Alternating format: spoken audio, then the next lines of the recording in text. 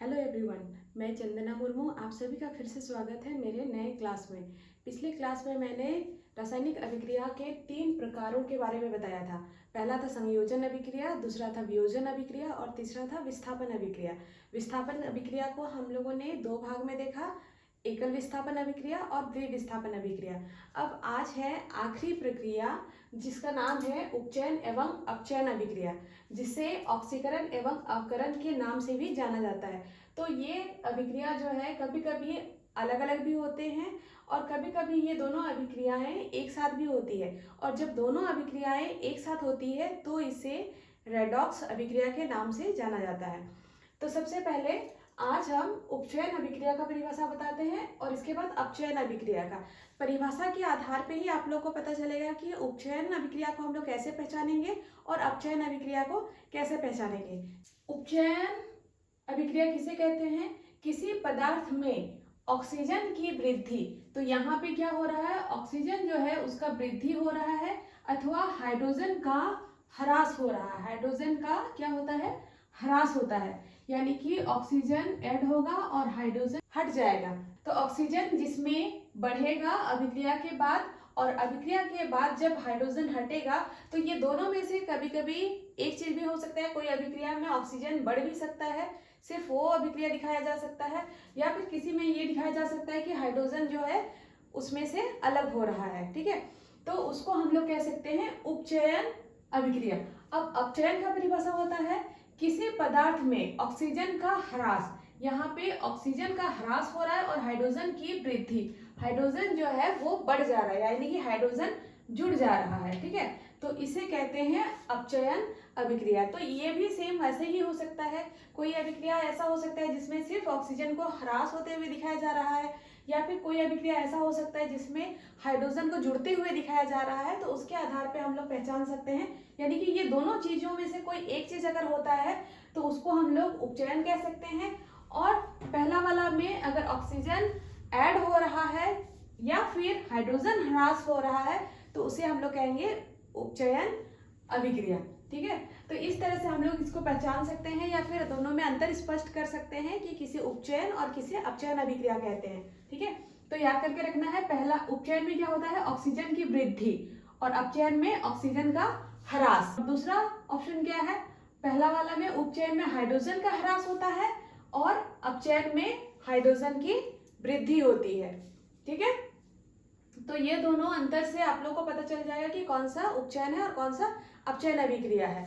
तो सबसे पहला एग्जाम्पल जैसे हम लोग लेते हैं उपचयन का, जैसे कॉपर।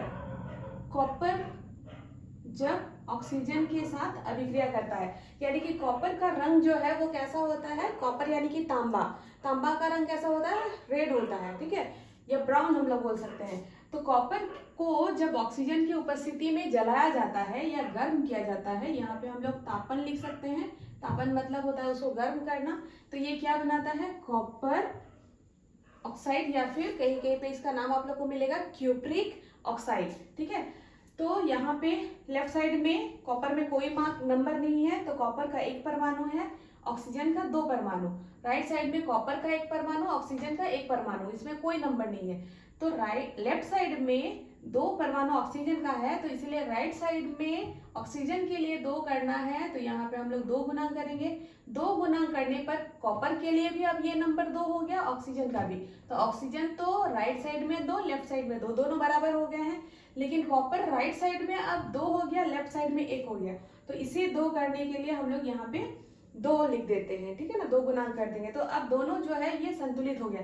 इसमें क्या होता है, कॉपर अकेले था, ऑक्सीजन अकेले था, दोनों अलग अलग थे। अब दोनों आपस में मिल जाते हैं जब गर्म किया जाता है, और दोनों आपस में मिलके क्यूप्रिक ऑक्साइड या कॉपर ऑक्साइड बनाते हैं। ठीक है, तो इस तरह से इसमें क्या हो रहा है, ऑक्सीजन की वृद्धि, यानी कि ऑक्सीजन जुड़ जा रहा है। तो इस तरह से ये हो गया कॉपर, ये है ऑक्सीजन, ये है क्यूप्रिक ऑक्साइड या कॉपर ऑक्साइड। इसमें हम लोग कह सकते हैं कि कॉपर ऑक्साइड ऑक्सीकृत हो गया है। अगला एग्जाम्पल में है कार्बन। कार्बन को निरूपित करते हैं सी से। कार्बन जब ऑक्सीजन के साथ अभिक्रिया करता है तो ये बनाता है कार्बन डाइऑक्साइड। ठीक है, ऑक्सीजन यानी कि जो हम लोग सांस लेते हैं वो वाला गैस, तो कार्बन डाइऑक्साइड बनाता है जिसे पेड़ पौधे सांस के रूप में लेते हैं। तो यहाँ पे भी ऑक्सीजन के साथ क्या हो रहा है, कार्बन के साथ ऑक्सीजन जो है वो जुड़ जा रहा है, यानी कि कार्बन में ऑक्सीजन की वृद्धि हो जा रही है और ये कार्बन डाइऑक्साइड का निर्माण कर रहा है। तो ये भी एक उपचयन अभिक्रिया का एग्जाम्पल हो गया। ठीक है, उसी तरह से जैसे हम लोग अगला ले सकते हैं सल्फर या गंधक के साथ। ठीक है ना, सल्फर या गंधक जो होता है इसके साथ जब ऑक्सीजन जुड़ जाता है, ऑक्सीजन की वृद्धि हो जाती है, तो ये SO2 यानी कि सल्फर डाइऑक्साइड का निर्माण करता है। तो इस तरह से जितने भी उदाहरण आएंगे उन सब में क्या होगा, ऑक्सीजन की वृद्धि होगी। तो इसे हम लोग कह सकते हैं उपचयन अभिक्रिया। इस अभिक्रिया में कॉपर का कलर जो है अभिक्रिया से पहले क्या होता है, लाल होता है। ठीक है, जब इसे ऑक्सीजन की उपस्थिति में गर्म किया जाता है, अभिक्रिया करता है ऑक्सीजन के साथ, इसमें ऑक्सीजन की वृद्धि हो जाती है, तो क्यूप्रिक ऑक्साइड जो बनता है इसमें इसके ऊपर कॉपर के ऊपर काला परत चढ़ जाता है। ठीक है ना, काले रंग का परत चढ़ जाता है जो ऑक्सीजन का होता है। ठीक है, तो इस तरह से इसका रंग बदल जाता है। अब ये तो सारे वो एग्जाम्पल हो गए जिसमें ऑक्सीजन की वृद्धि होती है। कुछ एग्जाम्पल हम लोग ऐसे देखेंगे जिसमें हाइड्रोजन का ह्रास भी होता है, जैसे HCl हाइड्रोक्लोरिक अम्ल को जब मैंगनीज डाइऑक्साइड के साथ गर्म किया जाता है तो ये मैंगनीज क्लोराइड जल और क्लोरीन गैस का निर्माण करता है। ठीक है, तो यहाँ पे इस अभिक्रिया में क्या हो रहा है, अभी तक के अभिक्रिया में मैंने बताया कि ऑक्सीजन की वृद्धि हो रही है और ये वाला है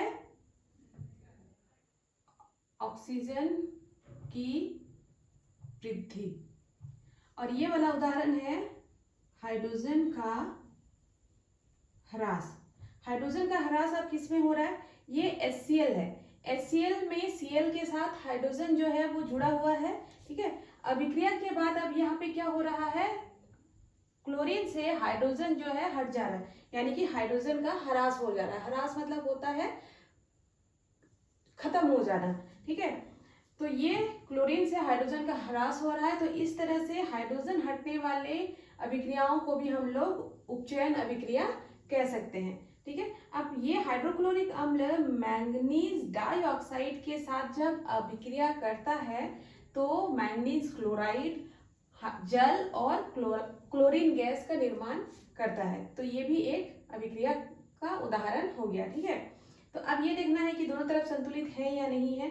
तो लेफ्ट साइड में है हाइड्रोजन, क्लोरीन, मैंगनीज और ऑक्सीजन। ठीक है, हाइड्रोजन का एक परमाणु है क्योंकि हाइड्रोजन में कोई नंबर नहीं है, क्लोरीन का एक परमाणु, क्लोरीन में भी कोई नंबर नहीं है, मैंगनीज के भी एक परमाणु, ऑक्सीजन के 2 परमाणु। ये है लेफ्ट हैंड साइड के हम लोग के तत्व। राइट हैंड साइड में मैंगनीज जो है ये हम लोग का 1 है, हाइड्रोजन यहाँ पे 2 है, हाइड्रोजन 2 है, ऑक्सीजन हम लोग का 1 है, तो क्लोरीन यहाँ पे 2 और 2 4 है।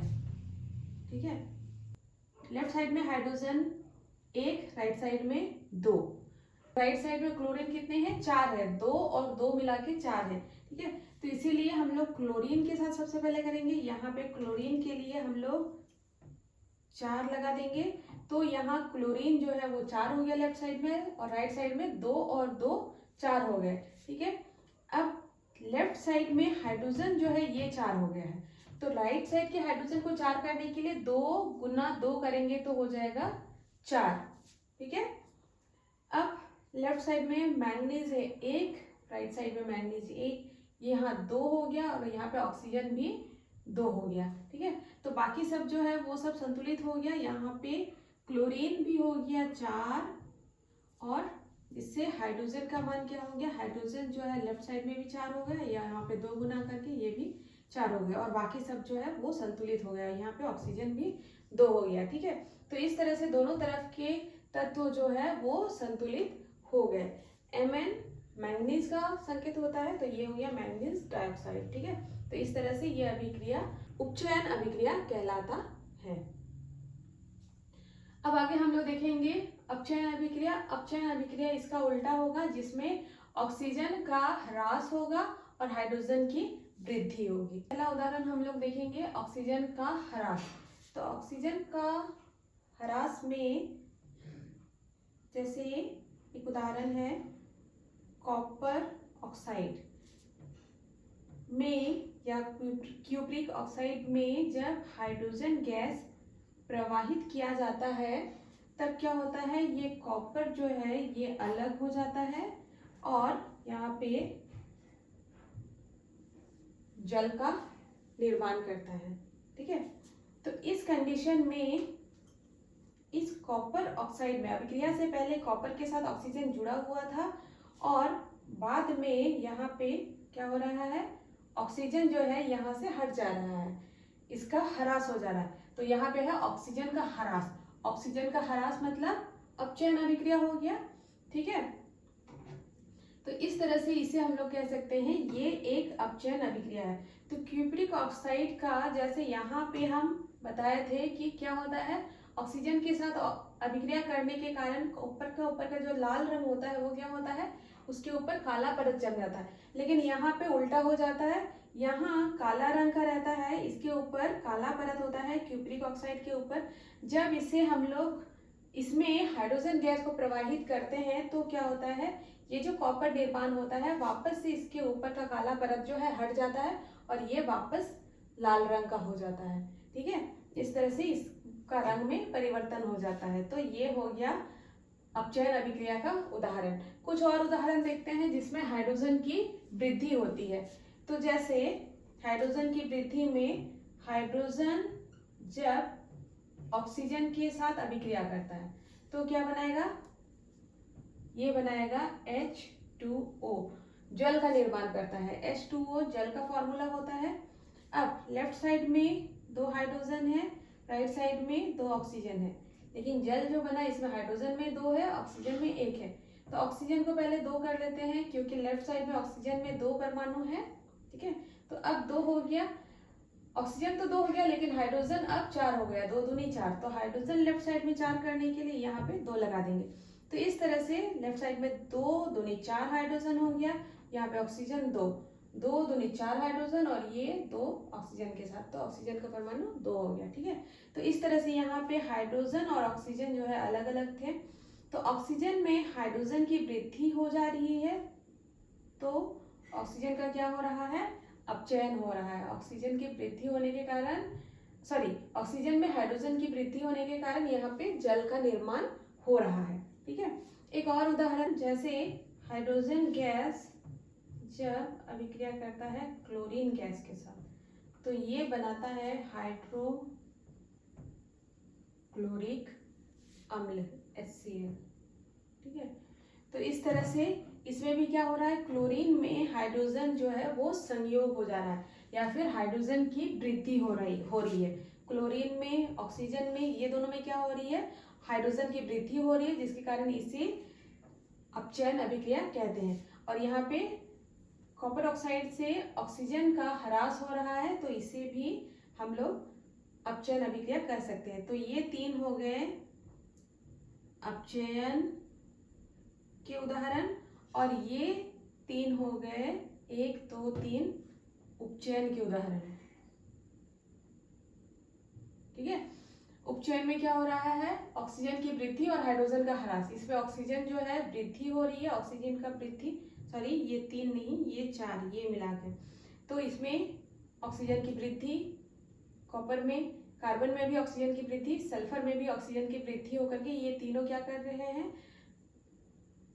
Cupric oxide, carbon dioxide, sulphur dioxide बना रहे हैं। ठीक है, यहाँ पे इसमें हाइड्रोक्लोरिक अम्ल में क्या हो रहा है, क्लोरीन से हाइड्रोजन का ह्रास होकर ये क्लोरीन गैस बना रहा है, तो ये हाइड्रोजन का ह्रास वाला उदाहरण से हम लोग ले सकते हैं। ठीक है, तो इस तरह से दोनों जो है उपचयन एवं अपचयन अभिक्रिया के परिभाषा भी हो गए और उनके उदाहरण भी हो गए। ये दोनों अभिक्रियाएं जो है अलग अलग हुए हैं। तो जब ये दोनों अभिक्रियाएं साथ में होती है तो क्या होता है, इसे रेडॉक्स अभिक्रिया भी कहते हैं। तो रेडॉक्स अभिक्रिया जिस अभिक्रिया में उपचयन तथा अपचयन दोनों हो रहे हैं, उपचयन अभिक्रिया भी और अपचयन अभिक्रिया भी दोनों हो रहे हैं, इसे रेडॉक्स अभिक्रिया कहते हैं। यानी कि दोनों अभिक्रियाएं जब साथ में होती है तो उससे हम लोग रेडॉक्स अभिक्रिया कहते हैं। तो उपचयन में मैंने बताया कि ऑक्सीजन की वृद्धि होती है और हाइड्रोजन का ह्रास, और अपचयन में ऑक्सीजन का ह्रास और हाइड्रोजन की वृद्धि, यानी कि दोनों एक दूसरे के ऑपोजिट में होता है, उल्टा होता है, ठीक है, विपरीत होता है। तो इसमें हम लोग उदाहरण को देखते हैं, जैसे क्यूप्रिक ऑक्साइड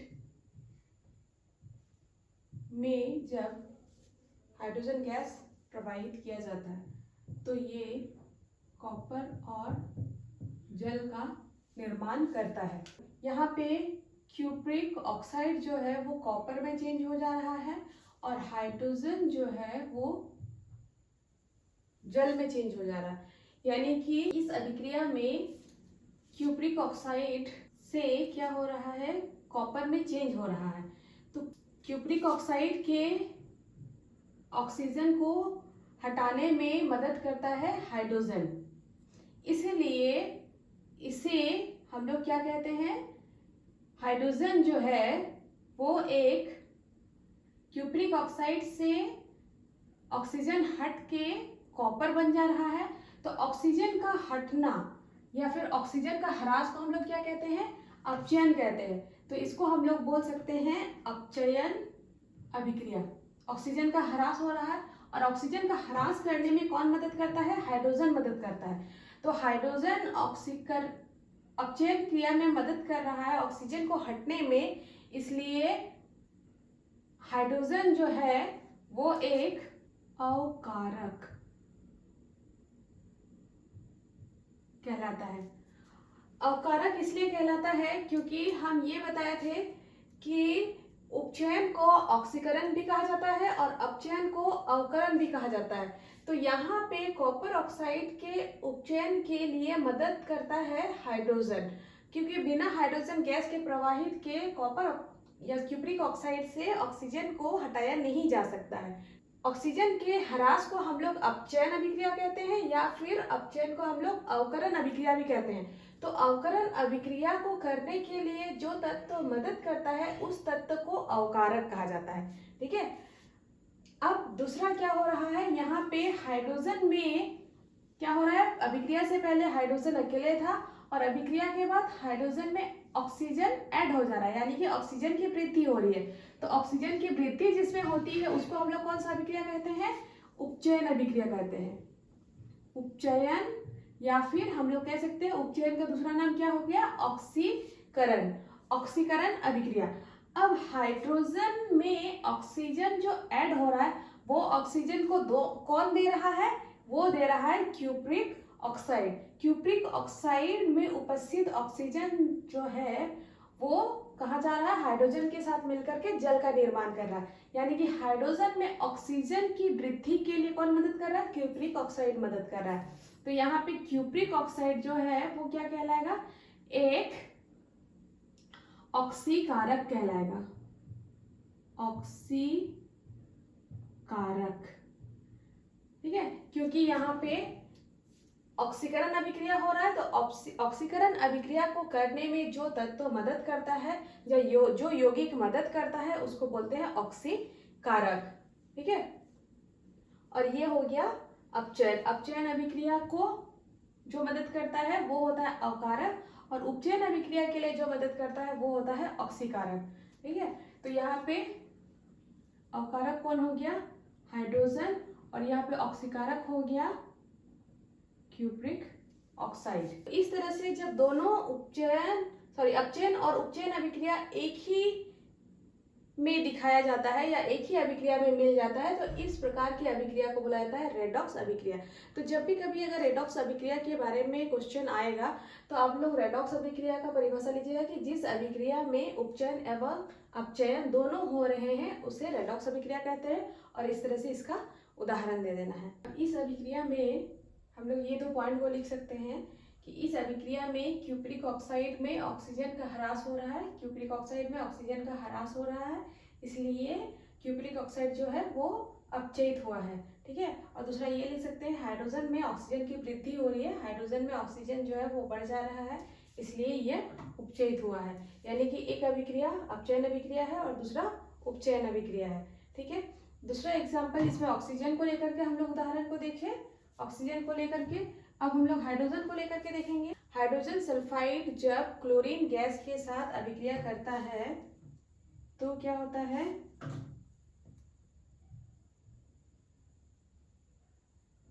HCl और सल्फर बनता है। तो यहाँ पे लेफ्ट साइड में 2 हाइड्रोजन है, क्लोरीन 2 है। ठीक है। तो यहाँ पे 1 है तो उसके लिए यहाँ पे 2 बैठा देंगे और हम लोग, तो 2HCl हो गया और ये सल्फर। तो यहाँ पे हाइड्रोजन सल्फाइड जो है वो क्या हो रहा है, हाइड्रोजन सल्फाइड से क्या हो रहा है, हाइड्रोजन जो है उसका ह्रास हो रहा है, यानी कि हाइड्रोजन हट जा रहा है। तो हाइड्रोजन का जब ह्रास होता है तो इसको हम लोग उपचयन अभिक्रिया बोलते हैं, उपचयन अभिक्रिया। ठीक है।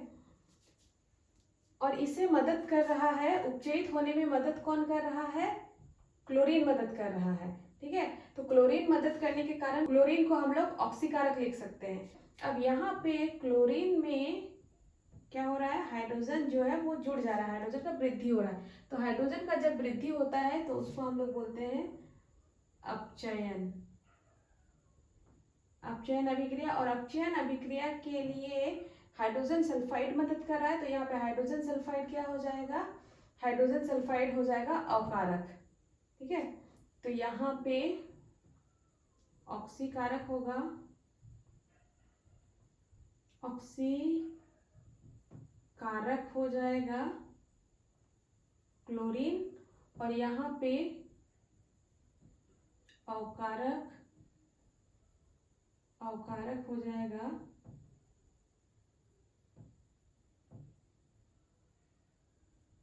H2S। ठीक है। तो इस तरह से एक अभिक्रिया जिसमें ऑक्सीजन का ह्रास, ऑक्सीजन की वृद्धि को मैंने बताया, और दूसरा अभिक्रिया जिसमें हाइड्रोजन का ह्रास होता है और हाइड्रोजन की वृद्धि होती है। ठीक है। तो इस तरह से हाइड्रोजन सल्फाइड जो है वो क्या बनाता है, अपने से हाइड्रोजन को हटा के सिर्फ सल्फर में बदल जाता है, और क्लोरीन हाइड्रोजन को लेकर के हाइड्रोक्लोरिक अम्ल में बदल जाता है। तो यहाँ पे हाइड्रोजन सल्फाइड से हाइड्रोजन के ह्रास के बाद क्या बन रहा है, सल्फर बन रहा है, इसलिए इसका ऑक्सीकरण हो रहा है। और क्लोरीन में हाइड्रोजन की वृद्धि के कारण हाइड्रोक्लोरिक अम्ल बन रहा है, जिसके कारण हाइड्रोक्लोरिक अम्ल का अवकरण हो रहा है। तो दूसरे अभिक्रिया में हम लोग ये लिख सकते हैं कि हाइड्रोजन सल्फाइड यानी कि H2S से हाइड्रोजन के ह्रास से, हाइड्रोजन सल्फाइड से हाइड्रोजन का ह्रास हो रहा है, जिससे क्या निर्माण हो रहा है, सल्फर का निर्माण हो रहा है, सल्फर प्राप्त हो रहा है, इसलिए हाइड्रोजन सल्फाइड का ऑक्सीकरण हो रहा है। यानी कि हाइड्रोजन सल्फाइड का ऑक्सीकरण के कारण क्या हो रहा है, सल्फर प्राप्त हो रहा है। तो इसीलिए हम लोग ये बोल सकते हैं हाइड्रोजन सल्फाइड का ऑक्सीकरण हो रहा है और सल्फर प्राप्त हो रहा है। ठीक है। ऑक्सीकरण या फिर हम लोग बोल सकते हैं उपचयन, क्योंकि उपचयन को ही हम लोग ऑक्सीकरण कहते हैं।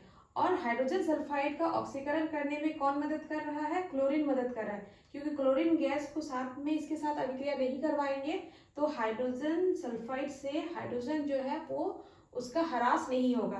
तो यहाँ पे ऑक्सीकरण अभिक्रिया में जो मदद कर रहा है तत्व तो उसको ऑक्सीकारक कहते हैं, तो इसीलिए यहाँ पे ऑक्सीकारक कौन हो जाएगा, क्लोरीन हो जाएगा। ठीक है। और दूसरा हम लोग ये लिख सकते हैं कि क्लोरीन हाइड्रोजन से संयोग करके, क्लोरीन हाइड्रोजन से संयोग करता है, और हाइड्रोजन इसको कहाँ से प्राप्त होता है, हाइड्रोजन सल्फाइड से। तो क्लोरीन हाइड्रोजन से संयोग कर हाइड्रोक्लोरिक अम्ल बनाता है, इसीलिए ये क्या हो रहा है, हाइड्रोक्लोरिक अम्ल का यहाँ पे अवकरण हो रहा है, अवकरण या फिर हाइड्रोक्लोरिक अम्ल का अपचयन हो रहा है। और अपचयन करने में मदद कौन कर रहा है, हाइड्रोजन सल्फाइड मदद कर रहा है। ठीक है ना। तो इसीलिए यहाँ पे हाइड्रोजन सल्फाइड जो है एक अवकारक का काम कर रहा है। तो इस तरह से दोनों अभिक्रियाएं हो गई। एक हो गया ऑक्सीजन की वृद्धि और ऑक्सीजन का ह्रास। ऑक्सीजन का ह्रास हो रहा है जिसको हम लोग अपचयन या अवकरण कहते हैं, ठीक है। और ऑक्सीजन की वृद्धि को हम लोग उपचयन या ऑक्सीकरण कहते हैं। सेम यहाँ पे ही हो गया। यहाँ पे हाइड्रोजन को लेकर के हम लोग किए हैं, एक में हाइड्रोजन का ह्रास हो रहा है और दूसरे में हाइड्रोजन की वृद्धि हो रही है। तो इस तरह से दोनों अभिक्रिया जो है रेडॉक्स अभिक्रिया का उदाहरण हो गया। तो रेडॉक्स अभिक्रिया के कुछ और उदाहरणों को हम लोग देखते हैं। तो इसमें है जिंक ऑक्साइड ZnO, जब कार्बन के साथ अभिक्रिया करता है तो Zn और कार्बन मोनोऑक्साइड बनाता है। इसका नाम हो गया जिंक ऑक्साइड। ये है कार्बन, ये है जिंक और कार्बन मोनोऑक्साइड। जिंक ऑक्साइड है, ये ऑक्सीजन का क्या कर रहा है, ऑक्सीजन का ह्रास हो रहा है। तो ऑक्सीजन का जब ह्रास हो रहा है तो इसको बोलते हैं अपचयन अभिक्रिया, ठीक है। और यहाँ पे ऑक्सीजन का कार्बन के साथ क्या हो रहा है, वृद्धि हो रहा है। तो ऑक्सीजन का जब वृद्धि होता है तो इसको हम लोग बोलते हैं उपचयन, ठीक है। तो पहला वाला के लिए लिख सकते हैं जिंक ऑक्साइड से ऑक्सीजन का ह्रास होने के कारण जिंक का निर्माण होता है, या फिर हम लोग लिख सकते हैं जिंक ऑक्साइड अपचयित होकर जिंक बनता है, ठीक है। उसी तरह से हम लोग बी नंबर में लिख सकते हैं कार्बन। कार्बन का क्या हो रहा है, उपचयन हो रहा है, यानी कि कार्बन उपचयित होकर क्या बन रहा है, कार्बन मोनोऑक्साइड बनता है। तो अगला एग्जाम्पल है manganese oxide MnO2। Manganese oxide जब अभिक्रिया करता है हाइड्रोक्लोरिक अम्ल के साथ HCl के साथ, तो ये बनाता है MnCl2 plus H2O plus Cl2। ये है हाइड्रोक्लोरिक अम्ल, ये है मैंगनीज क्लोराइड, ये है जल और ये है क्लोरीन, ठीक है। तो यहाँ पे Mn से क्या हो रहा है, ऑक्सीजन का ह्रास हो रहा है। ऑक्सीजन का ह्रास को हम लोग क्या बोलते हैं, ऑक्सीजन का ह्रास को हम लोग बोलते हैं यहाँ पे अपचयन अभिक्रिया। तो यहाँ पे इसका अपचयन हो रहा है, ठीक है।